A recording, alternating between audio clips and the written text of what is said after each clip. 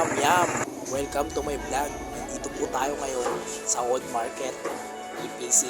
At bibili po tayo ng manok. Tayo po ay magluluto. Linggo naman ngayon, tayo po ay magluluto. At eto, tatlo. Pakilo na ako kay Idol. Idol, galingan mo ha. Kailangan adobo cut. Okay, tinimbang na mga idol. At bibili na rin po tayo ng bigas. Eto na, magluluto na tayo. Inugasan na po natin ang manok. Mag-iwan na tayo ng bawang, sibuyas, patatas. Nor cubes, baka naman. May sili pa. Gusto natin ng mga hanghang-hanghang.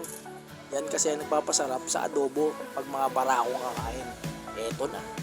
Painit na ako ng mantika at nilagay na ang chicken. Wow! Puputok mo naman mga idol.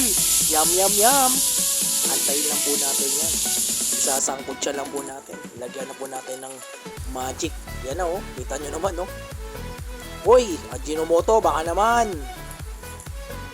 Ilagyan na rin natin ng Mother's Best. Baka naman. Oyster sauce po yan. Nilalagay po natin ha.